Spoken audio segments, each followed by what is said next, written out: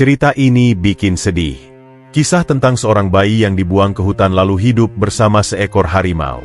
Namun, ketika sang harimau meninggal, hal yang tak terduga ini terjadi. Begini kisah lengkapnya. Di sebuah desa hiduplah seorang gadis kecil yang baru saja kehilangan ayahnya. Gadis itu berusia kurang dari 1 tahun dan belum mengerti apa-apa tentang dunia. Ibunya meninggal saat gadis kecil itu dilahirkan, dan ia kini diasuh oleh ibu tirinya yang sama sekali tidak pernah menyayanginya. Malam itu hujan turun dengan deras disertai petir menggelegar di langit menerangi wajah dingin sang ibu tiri. Di tangannya bayi itu terbungkus kain lusuh yang hampir tidak cukup untuk melindungi tubuh mungilnya dari dingin. Dengan langkah yang tergesa-gesa, ia membawa bayi itu menuju hutan gelap di pinggir desa. Wanita itu berhenti di tengah hutan, di bawah sebuah pohon besar. Ia menatap bayi itu dengan sorot mata penuh kebencian, seolah-olah bayi tersebut adalah beban yang tak termaafkan. "Kamu hanya pembawa sial," gumamnya. Suaranya serak karena kemarahan dan keputusasaan yang mendalam. Tangannya gemetar saat ia meletakkan bayi itu di atas tanah yang basah dan di antara dedaunan yang hancur oleh hujan. Tangisan bayi itu memecah keheningan hutan. Namun, wanita itu tetap diam. Tidak ada keraguan dan tidak ada penyesalan. "Kamu bukan anakku," ucapnya dingin. "Kamu pantas tinggal di sini." Lalu ia melangkah pergi meninggalkan bayi malang itu. Setiap langkahnya seolah meninggalkan jejak kebencian yang tak akan mudah terhapus. Bayi itu, kini sendirian, hanya ditemani gemuruh hujan dan desir angin. Tangisannya perlahan melemah, tenggelam dalam suara alam. Tubuh kecilnya menggigil, berjuang melawan dingin yang merayap masuk ke dalam setiap pori-pori kulitnya. Hutan yang penuh dengan bahaya, kini menjadi rumah bagi bayi malang tersebut.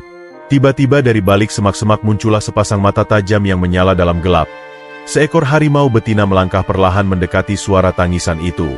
Harimau itu berhenti menatap bayi kecil yang tergeletak di depannya. Bayi itu berhenti menangis seolah merasakan sesuatu yang berbeda. Harimau itu mendekat dan lebih dekat mengendus tubuh mungil yang menggigil. Bukannya mengaum atau menyerang, harimau itu justru mengangkat bayi itu dengan mulutnya dengan sangat hati-hati, seperti ia membawa anaknya sendiri. Dengan lembut harimau betina itu membawa bayi itu menuju sarangnya di sebuah gua hangat yang tersembunyi di dalam hutan. Di sana harimau itu melingkarkan tubuhnya di sekitar bayi tersebut, memberikan kehangatan dan perlindungan. Malam itu sesuatu yang menakjubkan terjadi. Bayi yang ditinggalkan oleh ibu tirinya kini mendapatkan ibu baru dari alam, yaitu seekor harimau yang merawatnya dengan penuh kasih sayang yang luar biasa. Hutan yang gelap dan liar yang seharusnya menjadi ancaman kini menjadi rumah yang aman bagi bayi kecil itu. Bayi yang ditinggalkan itu kini tumbuh menjadi seorang gadis kecil di bawah asuhan seekor harimau betina. Harimau itu memberinya kasih sayang layaknya seorang ibu kepada anaknya. Gadis kecil itu belajar di atas tanah menyusuri hutan. Setiap langkah kecilnya selalu ditemani harimau yang setia mengawasinya. Harimau itu memberi makanan dari hasil buruannya, dan kadang ia membiarkan gadis itu mencoba memakan buah-buahan yang ditemukan di hutan. Meski tumbuh di lingkungan liar, gadis itu sehat dan kuat. Ia tidak pernah merasa takut karena ia tahu bahwa harimau itu akan selalu melindunginya dari segala bahaya. Tahun demi tahun berlalu, gadis kecil itu kini telah tumbuh menjadi seorang gadis remaja. Rambutnya panjang terurai, kulitnya kuning kecoklatan karena sinar matahari dan matanya tajam seperti mata harimau. Gadis itu telah menjadi bagian dari hutan. Ia mampu memanjat pohon dengan cekatan, melompat dari dahan satu ke dahan lainnya, dan bahkan memahami gerak-gerik hewan-hewan di sekitarnya.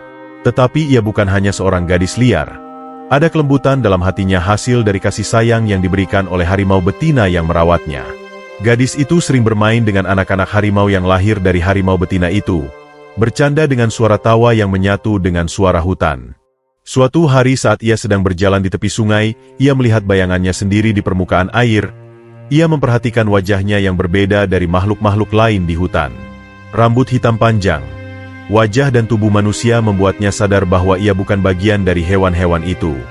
Gadis itu sering bertanya dalam hati siapa dirinya yang sebenarnya.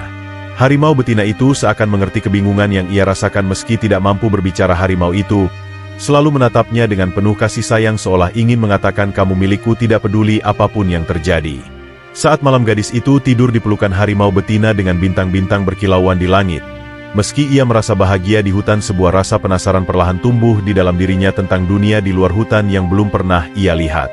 Namun ia tidak tahu bahwa dunia itu akan segera datang menemuinya. Pagi itu, sinar matahari menembus celah-celah dedaunan, menciptakan bayangan bercorak di tanah. Udara hutan terasa segar, diwarnai aroma dedaunan basah dan gemericik air sungai. Gadis itu berjalan perlahan di tepi sungai. Tangannya lincah memetik buah-buahan liar yang tergantung rendah di dahan pohon. Sesekali ia berhenti untuk mencicipi buah yang baru dipetik. Di sampingnya, harimau betina sedang berjalan. Matanya tajam mengawasi setiap sudut hutan. Harimau betina tidak pernah membiarkan gadis itu jauh dari pandangannya. Harimau itu selalu siap menghadapi bahaya yang mungkin muncul kapan saja. Suasana pagi itu begitu damai. Hanya terdengar kicauan burung dan desiran air sungai yang mengalir tenang. Namun, kedamaian itu tiba-tiba terusik. Dari kejauhan, terdengar suara langkah kaki, diiringi bunyi dahan-dahan patah yang memecah kesunyian. Harimau betina langsung menghentikan langkahnya. Kepalanya diangkat tinggi-tinggi, telinganya berdiri tegang, dan matanya mengarah ke sumber suara. Ia mengeluarkan geraman rendah, memperingatkan sesuatu yang tak terlihat. Gadis itu belum pernah mendengar suara seperti itu sebelumnya. Berhenti melangkah. Ia menatap harimau betina dengan tatapan penuh tanya. Matanya menunjukkan kebingungan dan sedikit rasa takut. Ia mendekati harimau, karena merasa lebih aman jika di sisinya. Hatinya mulai berdebar kencang. Harimau betina menggeram pelan. Langkahnya perlahan maju, melindungi gadis itu dengan tubuhnya yang besar. Gadis itu memegang erat sehelai daun yang ada di tangannya. Tubuhnya membeku dalam ketegangan. Suara langkah kaki semakin jelas, dan kini terdengar suara manusia yang samar-samar, sebuah gumaman atau percakapan. Gadis itu menatap ke arah sumber suara, penasaran tetapi juga waspada. Ia belum pernah bertemu dengan makhluk seperti dirinya selain bayangan samar-samar di permukaan air. Harimau betina mengeluarkan suara geraman yang lebih keras, memberi peringatan bahwa ia siap menyerang jika ada bahaya mendekat. Suara langkah kaki semakin mendekat. Bayangan itu kini terlihat lebih jelas. Lalu dari balik pepohonan muncullah seorang laki-laki muda dengan busur panah di tangannya. Pakaiannya terbuat dari kain kasar dan di punggungnya tergantung kantong penuh hasil buruan. Wajahnya tampak terkejut ketika ia melihat seekor harimau besar berdiri di samping seorang manusia yang terlihat liar dengan rambut panjang yang kusut dan pakaian seadanya dari kulit hewan. "Siapa kamu?" tanya lelaki itu. Suaranya bercampur rasa takut dan juga heran. Gadis itu tidak menjawab, ia hanya menatap lelaki itu dengan mata tajam, seperti seorang anak hutan yang selalu berhati-hati terhadap orang asing. Harimau betina berdiri di depan gadis itu, menggeram pelan siap menyerang jika laki-laki itu berbuat sesuatu yang mencurigakan. Laki-laki itu mengangkat tangannya mencoba menunjukkan bahwa ia tidak berniat jahat. "Aku tidak akan menyakitimu," katanya perlahan. "Apakah kamu tinggal di sini, di hutan ini?" tanya laki-laki itu. Gadis itu mengangguk kecil tetapi tetap diam. Ia tidak tahu bagaimana cara berbicara dengan manusia. Ini pertama kalinya ia bertemu seseorang yang mirip dengannya. Harimau betina akhirnya tenang setelah merasa bahwa laki-laki itu tidak berbahaya. Ia duduk di samping gadis itu tetapi tetap mengawasi gerak-gerik lelaki tersebut. "Aku sering berburu di hutan ini," kata lelaki itu. "Tapi aku belum pernah melihatmu. Sebelumnya bagaimana kamu bisa hidup di sini? Apa kamu sendirian?" Gadis itu tidak menjawab, namun pandangannya yang dalam membuat lelaki itu yakin bahwa gadis ini tidak seperti manusia lainnya. "Namaku Musa," ucap lelaki itu sambil menundukkan busur panahnya ke tanah. Gadis itu menatap harimau betina seolah meminta pendapat. Harimau itu menatap balik dengan mata lembut tetapi tidak bergerak. Setelah beberapa saat gadis itu mengangguk ragu, ia merasa penasaran dengan dunia di luar hutan, tetapi hatinya berat meninggalkan harimau yang telah menjadi keluarganya. Musa tersenyum lalu berkata, "Baiklah, aku akan menjagamu." Dengan langkah hati-hati gadis itu mengikuti Musa keluar dari hutan. Harimau betina tidak berusaha menghentikannya, ia hanya berdiri di tepi hutan menatap punggung gadis itu yang perlahan menghilang di antara pepohonan. Meski berat, harimau itu seolah tahu bahwa ini adalah bagian dari takdir. Semakin jauh gadis itu melangkah meninggalkan hutan, semakin kuat pula perasaan aneh yang menyelimuti hatinya. Ia menoleh ke belakang, pandangannya tertuju pada harimau yang berdiri tegak di antara bayangan pepohonan, seakan mengawal kepergiannya. Meski langkah kakinya terus maju, seketika ia merasa sedih. Rasanya, ada sesuatu yang sangat berharga tertinggal di balik rimbunnya hutan. Dengan hati yang masih diliputi rasa penasaran, gadis itu mengikuti Musa. Mereka berjalan menyusuri jalan setapak yang berkelok-kelok. Langkah demi langkah mereka lalui, Hingga akhirnya sebuah desa kecil tampak di kejauhan. Desa yang sunyi dan asing bagi gadis itu. Suasana desa sangat berbeda dari hutan. Rumah-rumah kayu berdiri berjejer dikelilingi oleh pagar-pagar bambu. Suara anak-anak yang bermain, ayam berkokok dan orang-orang bercakap-cakap membuat gadis itu merasa asing dan sedikit gugup. Ketika mereka memasuki desa, semua mata tertuju pada gadis itu. Pakaiannya yang terbuat dari kulit hewan dan rambutnya yang panjang kusut membuat penduduk desa saling berbisik-bisik siapa dia, dari mana Musa menemukan gadis liar itu. Namun Musa tidak mempedulikan tatapan mereka. Ia membawa gadis itu ke rumahnya. Sebuah rumah kecil sederhana di tepi desa. Di sana ia mengenalkan gadis itu kepada ibunya. Seorang wanita tua dengan wajah lembut. "Ibu, aku menemukan dia di hutan. Dia hidup bersama seekor harimau. Tapi aku pikir dia butuh tempat yang lebih aman," kata Musa. Ibunya menatap gadis itu dengan penuh rasa ingin tahu. "Siapa namamu, nak?" tanya ibu Musa dengan lembut. Gadis itu hanya diam, ia menunduk tidak tahu bagaimana harus menjawab. Musa menyadari bahwa gadis itu tidak bisa berbicara. Kemudian Musa berkata pada ibunya dia sudah terlalu lama tinggal di hutan Bu dan mungkin dia harus belajar berbicara. Meskipun terkejut, ibu Musa menerima gadis itu dengan baik. Ia memberikan pakaian bersih dan mengajarkan bagaimana cara hidup di desa. Hari-hari berlalu, gadis itu mulai belajar berbicara sedikit demi sedikit. Gadis liar itu diberi nama oleh Musa, yaitu Kinanti yang artinya bunga. Namun Kinanti lebih nyaman tidak banyak bicara dan mengamati lingkungan barunya. Musa sering mengajak Kinanti berjalan-jalan di desa dan mengenalkannya pada penduduk desa. Perlahan Kinanti mulai diterima oleh orang-orang meskipun mereka masih merasa aneh dengan kebiasaan alaminya. Kinanti lebih suka memanjat pohon atau berjalan tanpa alas kaki di sawah daripada duduk diam seperti gadis-gadis desa lainnya. Saat matahari perlahan tenggelam, Musa dan Kinanti duduk di teras rumah. Kinanti memandangi cahaya matahari yang memudar. Musa menyandarkan punggungnya pada tiang rumah, menarik napas dalam-dalam. "Kinanti," kata Musa dengan suara yang lebih dalam dari biasanya, "aku sangat senang bertemu denganmu." Kinanti menoleh. Wajahnya tidak bisa menyembunyikan kebingungannya. "Kenapa tiba-tiba kau berkata seperti itu?" jawab Kinanti. Musa tersenyum lembut. "Aku merasa kita sudah saling mengenal begitu lama.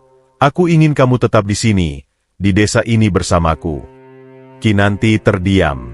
Tatapannya menuju ke arah hutan di kejauhan, tempat ia selalu merasa aman sejak kecil. Hatinya bimbang. Ia teringat suara harimau yang selalu menemaninya. "Aku ingin kita hidup bersama selamanya," lanjut Musa dengan lebih serius dan penuh harap. Musa melihat wajah Kinanti yang penuh kebimbangan dan bertanya dengan lembut, "Kinanti, apa yang sedang kamu pikirkan?" Kinanti mengangkat wajahnya. Matanya sedikit berkaca. "Aku tidak tahu bagaimana cara memilih. Aku sudah lama hidup di hutan, dengan harimau yang merawatku dan mengajarkanku cara bertahan hidup. Aku merasa seperti bagian dari alam itu. Tapi saat aku bersamamu, aku merasa hangat dan merasa diterima." Musa terdiam sejenak, mencoba memahami perasaan Kinanti. Lalu ia berkata pelan, "Aku tahu, hutan itu adalah rumahmu. Tapi hidup di sini bersamaku juga bisa menjadi rumah yang baru. Aku ingin jadi bagian dari hidupmu, Kinanti." Kinanti menundukkan kepala, berpikir keras. Keputusan ini bukanlah hal yang mudah baginya. Suara angin yang berbisik melalui pepohonan seakan memanggilnya pulang. Namun ada kehangatan yang dirasakannya setiap kali bersama Musa. Tanpa sadar, ia menggenggam tangan Musa, merasakan kehangatan tubuhnya. "Aku harus memikirkan ini," jawab Kinanti perlahan. Musa mengangguk dengan penuh pengertian. "Aku akan menunggu Mu Kinanti. Apapun keputusannya, aku akan tetap mendukungmu." Matahari akhirnya terbenam sepenuhnya, meninggalkan langit yang dipenuhi bintang. Suasana menjadi tenang, dan hanya suara jangkrik serta angin malam yang terdengar. Mereka duduk bersebelahan, menikmati keheningan yang nyaman, meskipun hati Kinanti masih diliputi keraguan.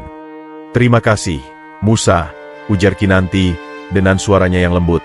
"Karena kau selalu ada, dan karena kau membuatku merasa diterima." Musa tersenyum dan menggenggam tangan Kinanti lebih erat.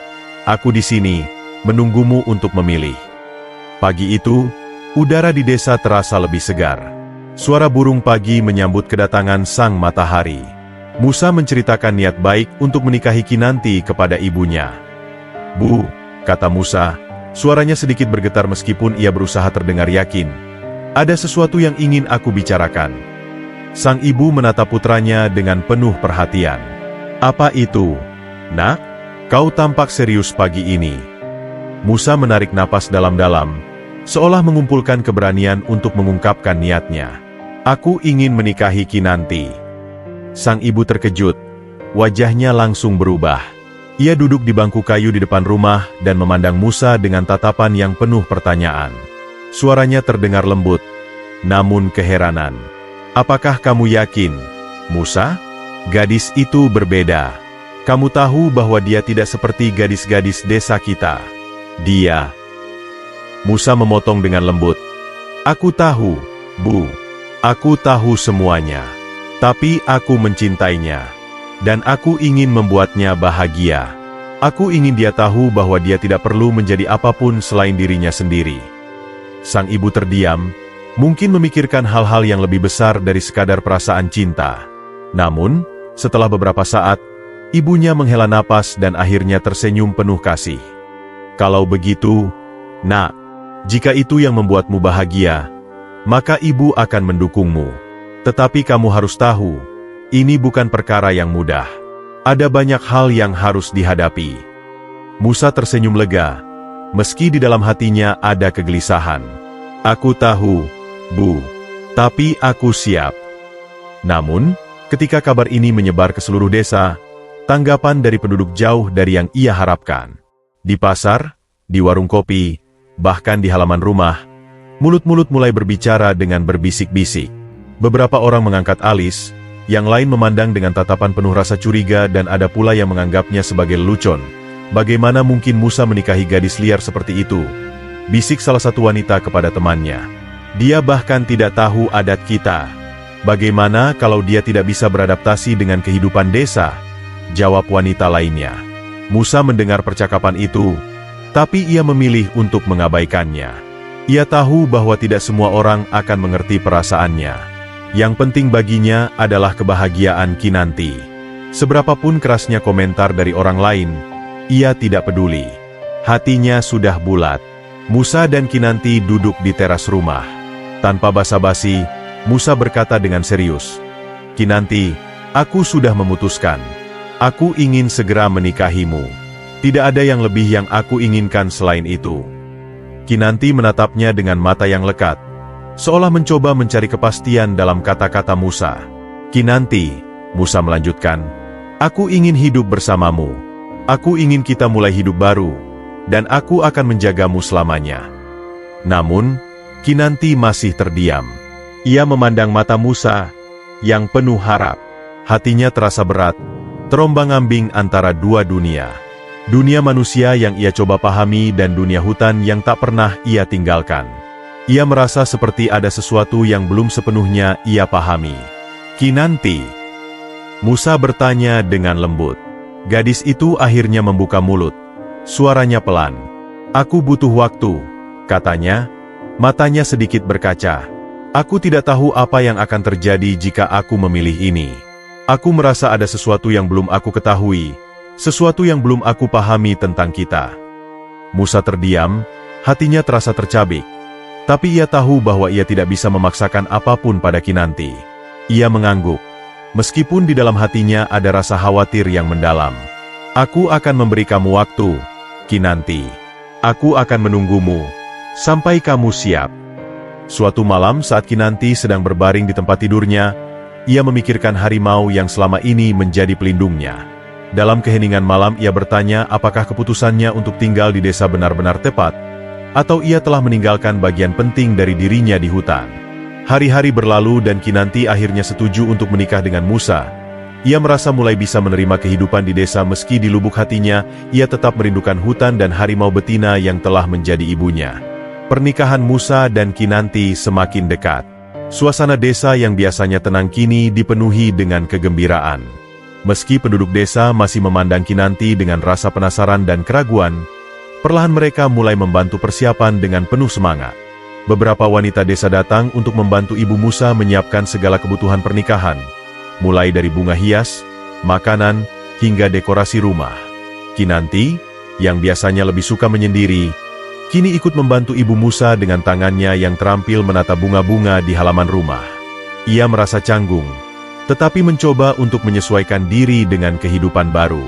Pada saat itulah, Ibu Musa tiba-tiba membicarakan sebuah kenangan, seolah tidak menyadari kehadiran Kinanti yang sedang sibuk bekerja. "Musa, Ibu ingin kamu tahu, kamu adalah anak Ibu yang paling baik. Ibu tidak tahu bagaimana Ibu bisa melewati masa-masa sulit setelah ayahmu meninggal, terutama dengan segala tekanan dari suami lama Ibu dan anak-anak tirinya." Musa mendekat untuk mendengarkan lebih jelas. Ia tersenyum pada ibunya. "Iya, Bu. Aku tahu betapa kerasnya kehidupan waktu itu." Kinanti yang sedang menata bunga di samping mereka, mendengar percakapan itu. Tiba-tiba ia berhenti merangkai bunga. Jantungnya berdegup kencang. Kata-kata Ibu Musa menyentuh bagian terdalam dari ingatannya. "Suami lama?" tanya Kinanti dengan suara pelan, mencoba menahan getar yang mulai muncul dalam suaranya. Ibu Musa, yang tidak menyadari kegelisahan Kinanti, melanjutkan ceritanya. "Iya, dulu Ibu pernah menikah dengan seorang pria yang sudah punya anak dari istri pertamanya. Setelah istri pertama itu meninggal, dia menikah lagi dengan Ibu. Tapi Ibu tidak tahan lagi, terutama dengan sikap anak-anak tirinya. Rasanya seperti hidup di bawah tekanan. Jadi, Ibu memutuskan untuk meninggalkan desa itu dan memulai hidup baru bersama kamu di sini, di desa ini." Tiba-tiba, kata-kata itu terasa seperti petir yang menyambar Kinanti. Tubuhnya terasa kaku. Hati dan pikirannya mulai berputar. Seketika, ia teringat kenangan masa kecilnya. Wanita yang meninggalkannya di hutan setelah ayahnya meninggal. Wanita dengan tatapan dingin dan mata yang penuh kebencian. Suara Kinanti bergetar. "Apakah wanita ini adalah ibu tiriku?"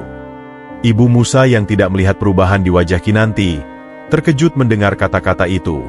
"Apa maksudmu, Kinanti?" tanyanya dengan nada bingung, tidak mengerti. Kinanti menatap Ibu Musa, penuh kebingungan dan ketakutan. Namun, ia tidak bisa menahan lagi apa yang baru saja ia dengar. Tubuhnya gemetar, dan hatinya seperti dihantam batu besar. Ia menarik napas dalam-dalam, lalu tanpa kata, dengan langkah cepat berlari keluar dari rumah. Ibu Musa yang terkejut berdiri dari tempat duduknya, memanggil, "Kinanti! Kinanti, tunggu!" Namun, gadis itu sudah berlari ke arah hutan. Matanya dipenuhi kecemasan yang tak bisa lagi disembunyikan. Kinanti berjalan tanpa arah. Jantungnya berdetak kencang. Semua rasa cemas yang selama ini ia pendam, semua perasaan aneh yang mengganggunya tentang hubungan dengan Musa, kini menjadi jelas. Musa adalah anak dari wanita yang pernah meninggalkannya. Wanita yang seharusnya merawatnya, memberi kasih sayang, tetapi malah membuangnya ke dalam hutan. Air matanya mengalir tanpa bisa dihentikan. Apakah mungkin Musa tidak tahu apa yang pernah ibunya lakukan padaku? Atau apakah ini takdir yang tak bisa aku hindari? Musa akhirnya mengejar Kinanti. Ketika ia tiba di tepi hutan, ia melihat Kinanti duduk dan menangis. "Musa," bisik Kinanti dengan suara serak, "ibumu adalah ibu tiriku." Musa terkejut. Ia tidak tahu apa yang harus dikatakan. Hatinya pun terasa seperti terhantam batu besar. "Kinanti, aku tidak tahu apa yang terjadi, tapi kita bisa bicara tentang ini," kata Musa, suaranya lembut. Kinanti mengangkat wajahnya. Matanya penuh air mata. "Ibu Mu dia yang meninggalkanku di hutan, Musa. Dia yang membuangku." Musa terdiam, mulutnya terasa terkunci. Ia tidak tahu bagaimana menjelaskan ini. Bagaimana mengatasi kenyataan yang tiba-tiba datang begitu saja. Musa mencoba meyakinkan Kinanti untuk pulang ke desa dan melupakan masa lalunya. "Aku tidak peduli siapa kamu atau dari mana asalmu," kata Musa dengan suara tegas. "Yang aku tahu aku mencintaimu, kita bisa memulai hidup baru." Namun gadis itu hanya menggeleng, air matanya mengalir. "Aku tidak bisa Musa, aku tidak bisa melupakan apa yang ibumu lakukan padaku. Dia meninggalkanku di hutan. Dan tanpa harimau yang merawatku, aku tidak akan ada berada di sini. Sekarang tempatku bukan di desa. Tempatku adalah di hutan bersama keluargaku yang sebenarnya." Musa terdiam, tidak tahu harus berkata Apa ia tahu bahwa Kinanti tidak akan mengubah keputusannya? Dengan berat hati, ia membiarkannya pergi. Kinanti masuk ke dalam hutan. Malam itu begitu sunyi, hening, dengan hanya suara alam. Langit yang gelap tak menakutkan lagi bagi Kinanti. Kegelapan yang dulu selalu menghantui dan membuatnya merasa terasing kini terasa seperti pelukan hangat. Ia sudah terlalu lama jauh dari rumah yang sesungguhnya. Hutan, tempat ia tumbuh, tempat ia belajar mengenal dunia. Langkah kaki Kinanti terhenti. Tiba-tiba suara yang sangat ia rindukan terdengar di telinganya. Suara yang membawa kedamaian, yang hanya ia kenal dengan satu nama harimau betina. Suara itu datang dari dalam hutan. Langkah kaki harimau itu semakin dekat dan penuh kehati-hatian. Kinanti melihat sosok besar itu muncul dari balik pepohonan. Mata yang bersinar dengan cahaya rembulan menatapnya penuh kasih. Harimau betina itu mendekat seperti mengetahui bahwa Kinanti telah kembali. Tanpa ragu, Kinanti berlutut di tanah. Harimau besar itu, yang dulu melindunginya, kini menyentuhnya dengan lembut. Kinanti memeluk tubuh harimau itu dengan erat. Air matanya mengalir tanpa bisa ditahan. Kali ini, air mata itu bukan karena kesedihan atau kehilangan, bukan karena rasa ditinggalkan atau terluka. Tetapi air mata itu adalah air mata kebahagiaan. Harimau itu mendengkur pelan. Tubuhnya yang besar dan kuat memberikan rasa aman yang tidak pernah bisa Kinanti dapatkan di dunia manusia. Di hutan dan di gua tempatnya dibesarkan, ia menemukan kedamaian yang selama ini hilang. Dunia yang penuh dengan kecurigaan, pengkhianatan, dan kepalsuan, kini terasa jauh. Hutan, yang sejak lama sudah menjadi bagian dari dirinya. Kinanti merasakan jiwanya mulai tenang. Selama ini, ia berpikir bahwa kebahagiaan bisa ditemukan di dunia manusia, dalam kehangatan dan kasih sayang yang ditawarkan oleh mereka yang tinggal di desa. Namun, ia baru menyadari bahwa kebahagiaan itu terletak dalam dirinya sendiri, dan dalam keselarasan dengan alam. Kinanti melepaskan pelukan dari tubuh harimau betina itu. Ia meraih wajah harimau itu, mengusapnya dengan penuh kasih. Harimau itu menyenderkan tubuhnya dengan lembut ke tubuh Kinanti, sebagai tanda bahwa keduanya tidak terpisahkan lagi. "Terima kasih," bisik Kinanti, "kau telah menungguku. Aku kembali ke sini. Dan ini adalah tempatku." Di hutanlah ia memilih untuk tetap tinggal, tempat yang jauh dari keramaian manusia, jauh dari segala luka yang pernah menggoresnya. Di sini, bersama harimau yang selalu melindunginya, ia menemukan kebahagiaan sejati. Hidup dalam keselarasan dengan alam, bebas dari kekecewaan, dan damai di dalam dirinya sendiri. Musa tetap tinggal di desa tetapi ia tidak pernah melupakan Kinanti setiap kali ia memandang ke arah hutan. Sementara itu Kinanti hidup bahagia bersama harimau. Dan membuktikan bahwa keluarga sejati tidak selalu berasal dari darah tetapi dari kasih sayang dan perlindungan yang tulus.